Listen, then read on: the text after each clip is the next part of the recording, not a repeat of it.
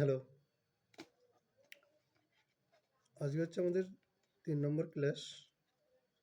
৩ নম্বর ক্লাসে যেগুলো আলোচনা করব, WBCS এর প্রিলি এবং মেন্সে ম্যাথামেটিক্সের যে পোর্শন আসে সেগুলো। আগের ক্লাসগুলো যদি তোমরা না দেখে থাকো অবশ্যই দেখে নেবে।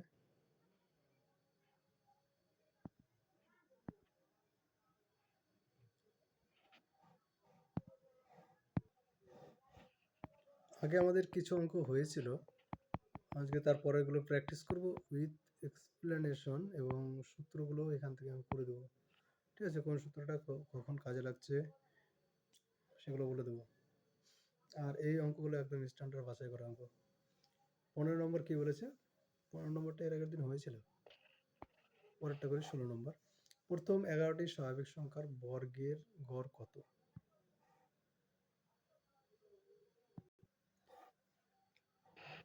আমি 3টা সূত্র বলবো। 3টা হচ্ছে, প্রথমে হচ্ছে ধরো যে স্বাভাবিক সংখ্যা আছে, স্বাভাবিক সংখ্যার সমষ্টি।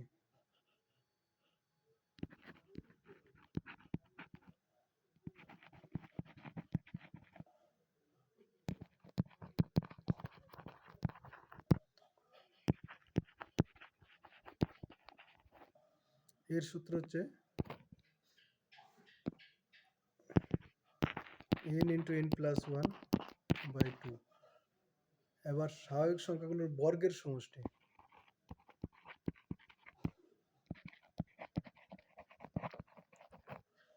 এর সূত্র হচ্ছে n × n + 1 × 2n +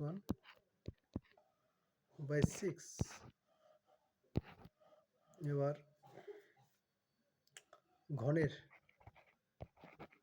ঘনের সমষ্টি কী হবে?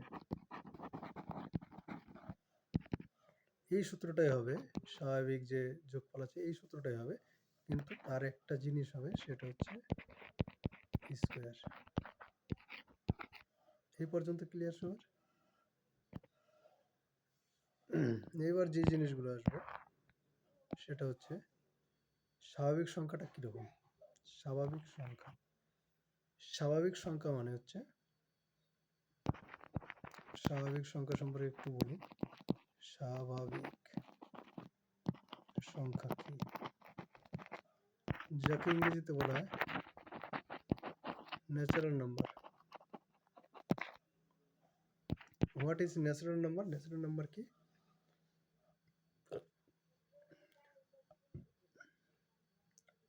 Positive integer.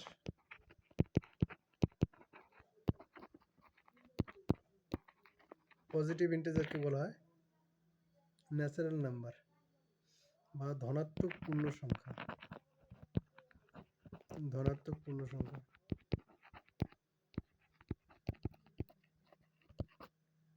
এবার পূর্ণ সংখ্যা কি,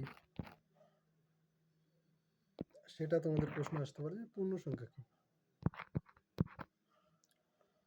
পূর্ণ সংখ্যা হচ্ছে যেগুলো সংখ্যা গোটা গোটা আছে বা অখণ্ড সংখ্যা। অখণ্ড সংখ্যা বলতে পারো। ইংরেজিতে যেটাকে লেখা হয় জেড দিয়ে অথবা আই দিয়েও লেখা হয়। জেড দিয়েও লেখা হয় ইন্টিজারকে, অথবা আই দিয়ে লেখা হয়। আই ধরে নাও তোমরা, আই ফর ইন্টিজার। এই অখণ্ড সংখ্যাগুলো কী হবে? 0, 1, 2, 3 and ... -1, -2, -3 and মাইনাসের দিকে ... 0 থেকে বড় যেগুলো আছে সেগুলোকে বলা হয় পজিটিভ ইন্টিজার বা ন্যাচারাল নাম্বার। এটাই বলা হয় পজিটিভ ইন্টিজার।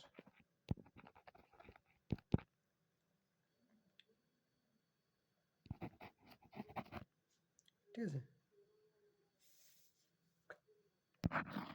এগুলো ছোট আছে, এগুলো হচ্ছে নেগেটিভ ইন্টিজার। যখন এই পজিটিভ ইন্টিজারের সঙ্গে 0 অ্যাড করে দেওয়া হয় তখন এটাকে বলা হয় হোল নাম্বার। ব্যাপারটা কীরকম? 0 বাদ দিয়ে 1, 2, 3 and ... এগুলোকে বলা হচ্ছে ন্যাচারাল নাম্বার, এখানে 0 যদি এর সাথে অ্যাড হয়ে যায় তখন হয়ে যাবে হোল নাম্বার। এবার -1 -2 ডট ডট ডট, মানে মাইনাস এবং প্লাস সবগুলো যদি ইয়ে করা হয়, নেওয়া হয়, তাহলে এটা হয়ে যাবে ইন্টিজার।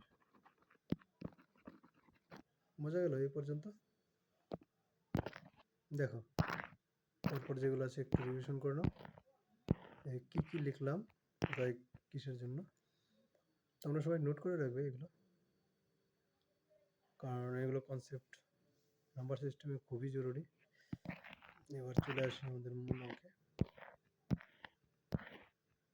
মূল অঙ্কে আসার আগে বর্গের সমষ্টি, তাহলে এইখানে যে সংখ্যাগুলো থাকবে,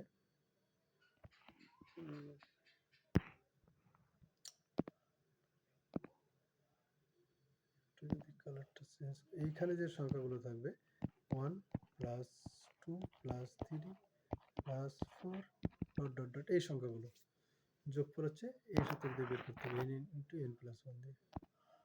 আর এখানে বর্গ, বর্গ বলতে কিরকম আসবে বলো তো? 1 এর স্কোয়ার, 2 এর স্কোয়ার, 3 এর square and dot dot dot. আর আমাদের রইল ঘন। ঘনর ক্ষেত্রে কি আসবে? ঘনর ক্ষেত্রে আসবে আমাদের 1 এর কিউব, 2 এর কিউব, 3 এর কিউব, 3 এর cube and dot dot dot. এগুলো হচ্ছে ঘরের সমষ্টির সূত্র দিয়ে পড়বে। তাহলে এবার আশা করি সবার বিষয়টা ক্লিয়ার হয়েছে। অঙ্কটা আমাদের কোন পর্যায়ে আছে, কীভাবে করতে হবে। আমি এটাকে মুছে দিচ্ছি, তোমরা সবাই নোট করে নেবে, শর্ট নোট করে নেবে, ঠিক আছে? এবার অঙ্কটা করি। বর্গের সমষ্টির সূত্র দিয়ে কিন্তু আমাদের হবে।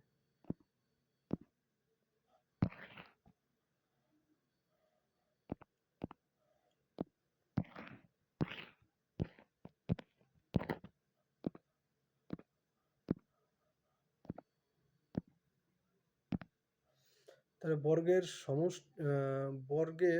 সমষ্টি পেয়ে গেলাম। গড়, গড় মানে হচ্ছে সমষ্টি ডিভাইড সংখ্যা, কতগুলো আছে, টোটাল কত নাম্বার। এবার সমষ্টির সূত্র n × n+1/2, n মানে হচ্ছে এখানে 11, 11 × 11+1/2, আর টোটাল নাম্বার হচ্ছে 11টা, 11 দিয়ে ভাগ করতে হবে, ঠিক আছে?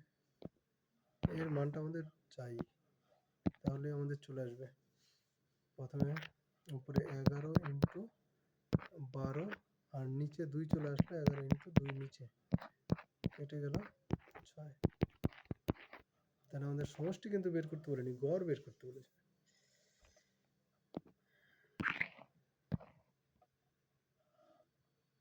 ও সরি, বর্গের সমষ্টি, তো বর্গের সমষ্টির সূত্র তো আলাদা।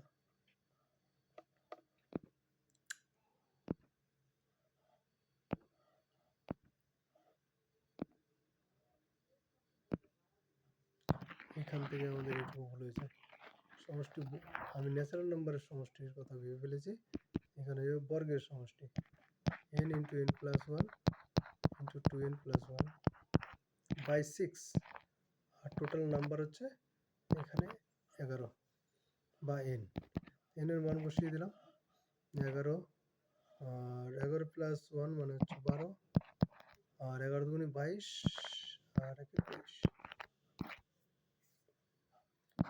6 × 6 দিয়ে কাটলে 2, 23, 2 আর 23 থাকলো, 23 × 2 = 46, ঠিক আছে? তাহলে এখানে আমাদের চলে আসলো অপশন নম্বর সি।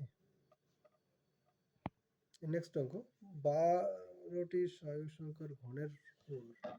তাহলে ঘনের সমষ্টি গড় যদি বের করতে চাই, তাহলে একবার ডাইরেক্ট আমরা বের করি, এখানে 12 দিয়ে ভাগ করবো, আর উপরে সূত্র হবে third bracket n × n+1/2, n মানে 12 × 13/2 তার স্কোয়ার, এটা দিলাম 6। তাহলে এখানে 6 × 13 একটু দুবার আসবে, 6 × 13 বর্গ যেহেতু আছে আরেকবার আসবে 6 × 13, নিচে আছে 12, 6 দিয়ে কাটলে 2, 2 দিয়ে 6 কাটলে 3, তাহলে কত হলো?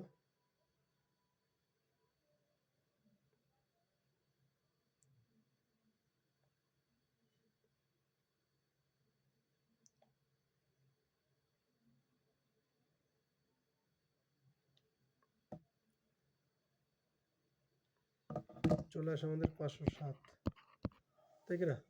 507 আসলো, কিন্তু এই অঙ্কটা যখন আমরা এটা গুণ করে আমি করলাম ক্যালকুলেটারে 507 হয়, কিন্তু এই গুণটা না করেও আমরা বুঝতে পারবো অপশনগুলো থেকে।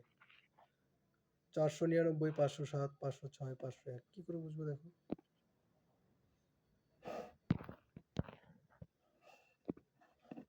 এখানে আমাদের আসবে 13, 3 × 13, একক ডিজিটগুলো 3, 3, 3 গুণ করলে কত হবে?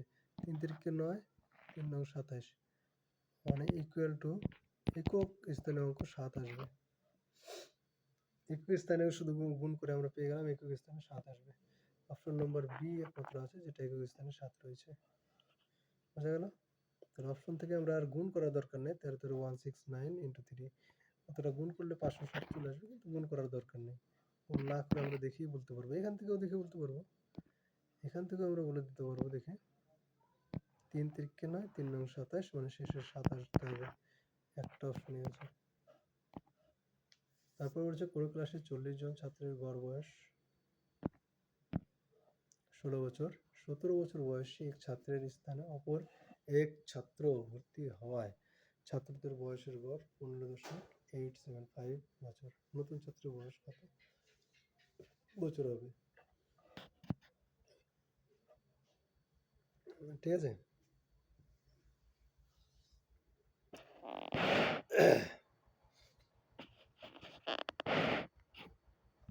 বলে 40 জন ছাত্রের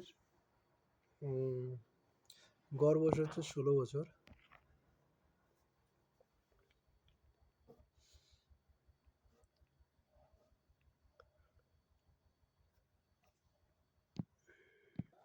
এখানে দেখো আগে গড় ছিল 16 বছর, পরে হয়েছে কত?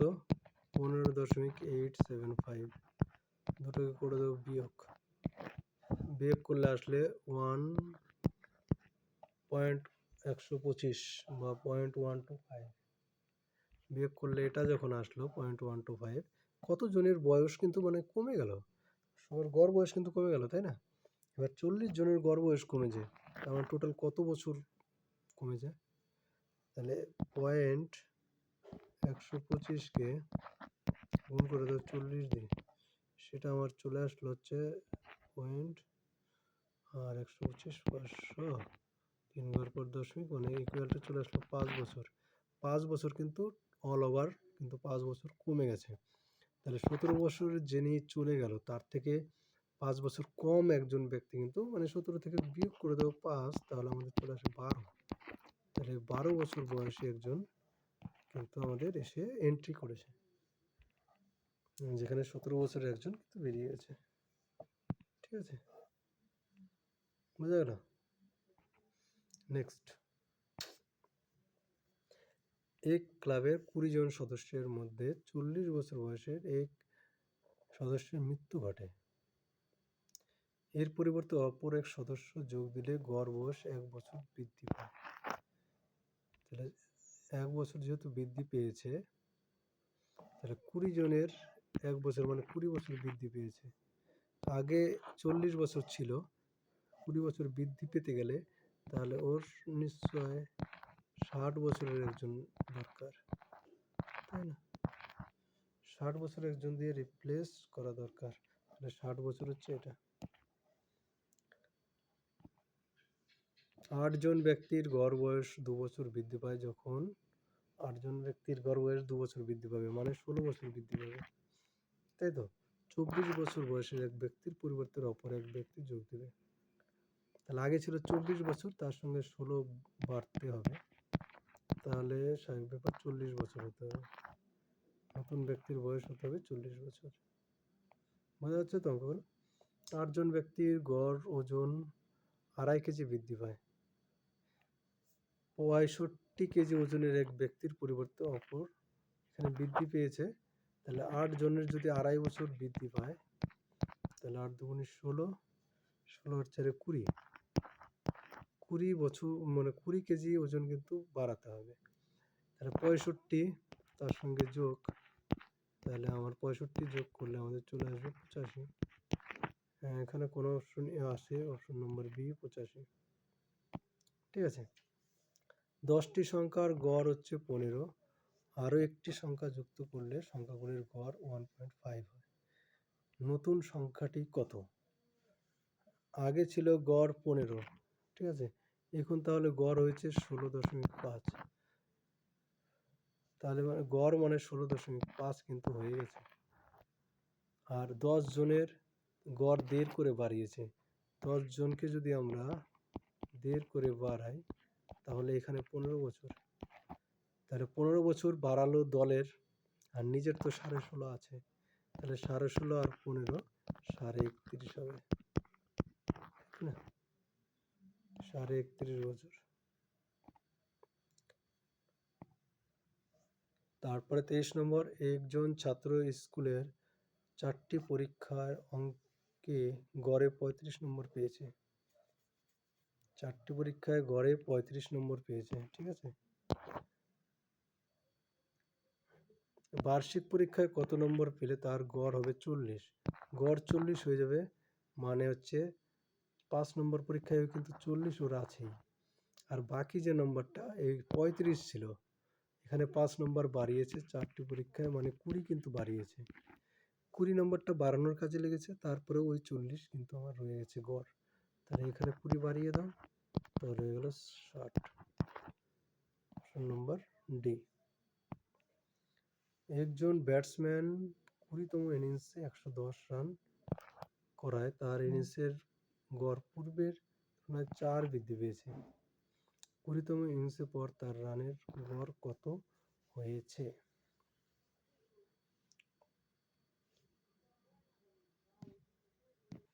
এখানে বলা হয়েছে 4 করে বেড়েছে, 20তম ইনিংসে 110 করেছে। তার মানে আগের যে 19টা ইনিংস ছিল তারও কিন্তু 4 করে বেড়েছে। 19টা ইনিংসে 4 করে বাড়ানো মানে 19 দুগুণে 38, 76 রান কিন্তু বেড়েছে। বোঝা গেল, 76 রান কিন্তু বেড়েছে। এই 76 রান বাড়ার ফলে 110-এর মধ্যে 76 যদি বিয়োগ করি, তাহলে এখানে চলে আসলো 34। 76 রান বাড়ার পরে ওর কাছে 34 রান রয়ে গেছে। এই 34 রানটা কিন্তু ওর পরবর্তী গড়, ঠিক আছে। এই 34 রান কি করেছে, ওর 20তম ইনিংসের যে গড় রান সেটা কিন্তু 34। 7টি সংখ্যার গড় 13, একটি সংখ্যা বাদ দেওয়ায় গড় হাফ বেড়ে যায়। কোন সংখ্যাটি বাদ দেওয়া হয়েছে?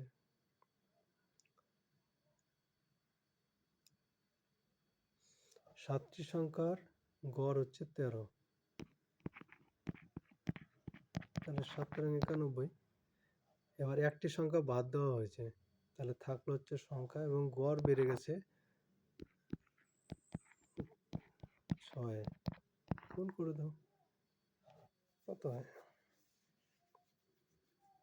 হাফ করে যেহেতু কমে গেছে 6টি, 6 দুগুণে 12 কিন্তু কমে যাবে, 12 বেড়ে যাবে।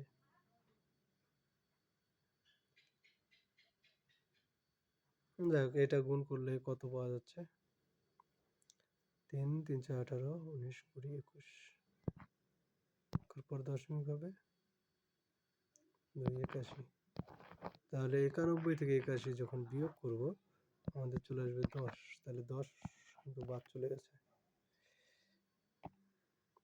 তাহলে সে এক ব্যক্তি ট্রেনে 55 কিলোমিটার পার ঘন্টা বেগে কোনো স্থানে গিয়ে 66 কিলোমিটার পার ঘন্টা বেগে ফিরে আসে, যাতায়াতে ট্রেনটির গড় গতিবেগ কত? রাস্তাটা আমার জানতে হবে। রাস্তাটা আমি যদি ধরে নেই, তাহলে কিন্তু আমার হয়ে যাবে পট করে। রাস্তাটা কত কিলোমিটার ধরবো? একবার গেছে ওবার ফিরে এসছে, রাস্তাটা কিন্তু আমাকে ধরতেই হবে, এক্স ধরলেও কিন্তু ধরতে হবে। আর যদি শর্টকাটে করতে চাও দেখে নাও, 55 আর 66কে আমরা লসাগু করে রাস্তাটাকে ধরবো। 11 দিয়ে 5 6 30, 330, এই তিনটা এবার লসাগু করলে এলসিএম 330 আসে। 330 টোটাল পথ থেকে ধরে নিলাম 330। একবার গেছে 330, একবার এসছে, টোটাল 60 কিলোমিটার পথ আমরা পেয়ে গেলাম। এবার গড় গতিবেগ বের করার সূত্র আমরা জানি, টোটাল রাস্তা বাই টোটাল টাইম। টোটাল রাস্তাকে টোটাল টাইম দিয়ে ভাগ করতে হয়। তা টোটাল রাস্তাটা পেয়ে গেলাম, টোটাল টাইমটা আমাকে বের করতে হবে।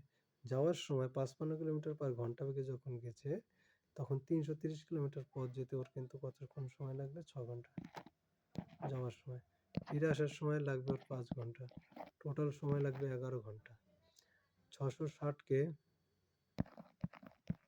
11 দিয়ে ভাগ করলে আমাদের চলে আসলো 60 কিলোমিটার পার ঘন্টা। 60 কিলোমিটার পার ঘন্টা। পরের অঙ্ক বলেছে, এক ব্যক্তি 3টি সমান দূরত্ব যথাক্রমে 10 কিলোমিটার পার ঘন্টা, 8 কিলোমিটার পার ঘন্টা এবং 6 কিলোমিটার পার ঘন্টা বেগে অতিক্রম করে। সমগ্র পথের গড় গতিবেগ কত? এটাও একই রকম ভাবে গড় গতিবেগ বের করতে গেলে আমাদের মোট দূরত্ব আর মোট সময়টা চাই।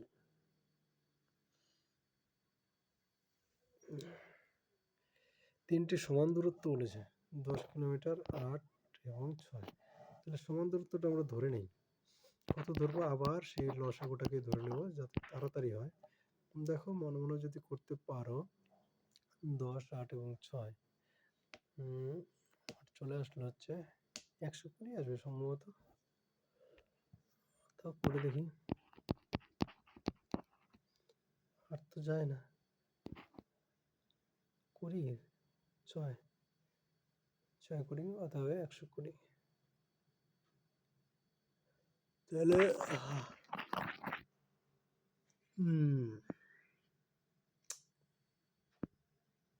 সমান দূরত্বটা ধরে নেব আমরা 120, ঠিক আছে? 120, এটা 120, এটা 120, এটা 120, তাহলে টোটাল হচ্ছে 360, ঠিক আছে? টোটাল ডিস্টেন্স ডি দিয়ে লিখলাম। এটা কি লিখলাম রে? টোটাল ডিস্টেন্স,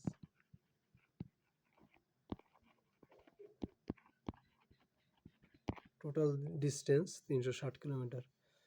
10 কিলোমিটার পার ঘন্টা বেগে যদি যায় 120 কিলোমিটার পথ যেতে ওর সময় লাগছে হচ্ছে 12 ঘন্টা। টোটাল টাইমটা আমরা বের করব, পরে 8 দিয়ে যদি হয় তাহলে এর লাগবে হচ্ছে 140, 15 ঘন্টা। আর এই পরের যে 120 কিলোমিটার, এটা যেতে সময় লাগবে 6 দিয়ে ভাগ করো, 6 দুগুণে 12, 20 ঘন্টা। টোটাল আমাদের কত সময় হবে? 12 আর 15, 27, 47। ঠিক আছে, তাহলে 360কে 47 দিয়ে ভাগ করো, কত আসে? মনে হচ্ছে ফ্র্যাকশন আসবে, তাও 2, 3, 7, 8 আছে তো 2, 3-এর মধ্যে হবে না, 2, 3-এর মধ্যে হবে না। 2 বার দিয়ে 80-র কাছাকাছি, 2, 3 হবে না, এটা বাদ, এটা বাদ। 7 দিয়ে যদি 4, 7, 28, 4, 8, 32, সম্ভবত শেষেরটা 5 দিয়ে যদি করি, 5, 8, 40, ভাগ করে দেখি। 360 ডিভাইড 7.6, 7.6597। আমি ক্যালকুলেটারে করলাম, এটা হয়ে যাবে 7.66। ঠিক আছে, option number C right answer.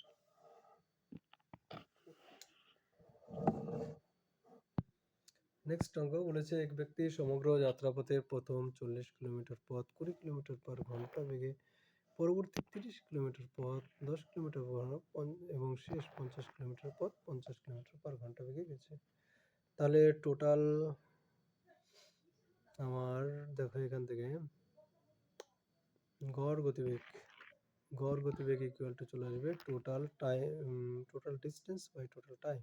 Total distance হচ্ছে 40 কিলোমিটার পথ, তারপরে হচ্ছে 30 কিলোমিটার পথ, তারপরে হচ্ছে 50 কিলোমিটার পথ। প্রথম যে 20 কিলোমিটার 40 কিলোমিটার পথ সেটা হচ্ছে 20 কিলোমিটার পার ঘন্টা বেগে গেছে, তাতে সময় লাগবে আর 2 ঘন্টা, কারণ 20 গুণে 40। 30 কিলোমিটার পথ 10 কিলোমিটার পার ঘন্টা, যাতে এখানে লাগবে 3 ঘন্টা। আর শেষে 50 কিলোমিটার পথ 50 কিলোমিটার 1 ঘন্টা। টোটাল কত আসলো? 7 5 12, 120 কিলোমিটার টোটালে, তাই না?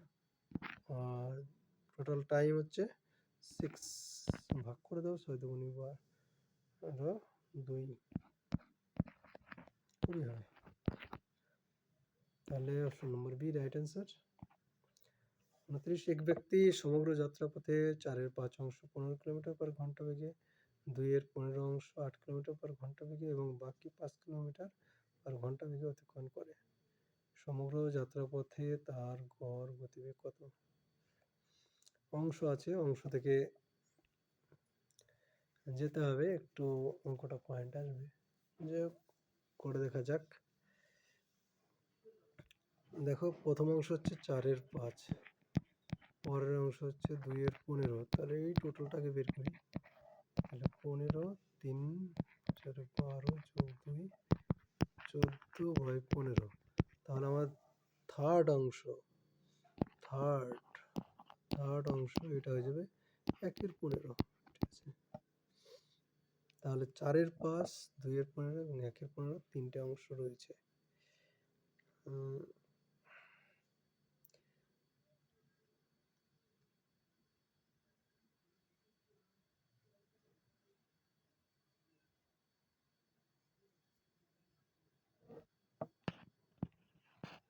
এখানে যদি আমরা এক্স ধরে নেই সেটাও অসুবিধা নেই, কারণ পরে এক্স কেটে যাবে উপর নিচে। তাহলে টোটাল দূরত্বটা আমরা বের করি। আগে টোটাল দূরত্ব যদি আমরা এক্স ধরি, হ্যাঁ, তাহলে প্রথম অংশ যেতে ওদের লেগেছে 4x/5 ডিভাইড বাই 15, এটাই হবে। হ্যাঁ, 4x/, সময়টা 4x/5 এর ডিভাইড হচ্ছে 15 দিয়ে ভাগ হবে। পরেরটা হয়ে যাবে আমাদের 2x/15 ডিভাইড 8, এখানে চলে আসবে ফ্র্যাকশনটা। আর পরের শেষের সময়টা হয়ে যাবে আমাদের x/15 ডিভাইড 5, তাই কি না? দূরত্বকে আমরা সময় গতিবেগ দিয়ে ভাগ করলাম, তাহলে টোটাল সময়টা পাওয়া যাবে। এটার ক্যালকুলেশন করলেই কিন্তু আমাদের চলে আসবে। ঠিক আছে, এক্স কেটে যাবে উপর নিচে, যেটা আসবে সেটাই আনসার হবে। এক ব্যক্তি 40% পথ 10 কিলোমিটার পার ঘন্টা বেগে, 15% পথ 20 কিলোমিটার পার ঘন্টা বেগে এবং বাকি পথ 30 কিলোমিটার পার ঘন্টা বেগে। তাহলে 40%, 30%, টোটাল 70%, আর থাকলো পথ 30%, তাই কি না? তাহলে 40% মানে 40, টোটাল দূরত্ব যদি x কিলোমিটার হয়, 100 কিলোমিটার ধরে নিলাম, 100 কিলোমিটার না 100 কিলোমিটার, টোটাল দূরত্ব আমি ধরে নিলাম 100 কিলোমিটার। এটা 100 ধরলে সুবিধা হবে। তাহলে টোটাল দূরত্ব হচ্ছে 100 কিলোমিটার এবং 40% পথ মানে 40 কিলোমিটার, 10 কিলোমিটার পার ঘন্টা বেগে যদি যায় তাহলে এর সময় লাগে হচ্ছে 4 ঘন্টা। 15 কিলোমিটার 15%, এখানে 30, এখানে একটু গড়বড় হয়ে গেছে, 15 হবে, তাই না? 15 হলে হয়ে যাবে 55, তাহলে থাকবে আমাদের 45। ঠিক আছে, 15% পথ মানে হচ্ছে 15/20, 15/20, আর এখানে চলে আসবে আমাদের 45/30। এটা ক্যালকুলেশন করলেই কিন্তু আমাদের অ্যান্সার চলে আসবে, গড় গতিবেগ।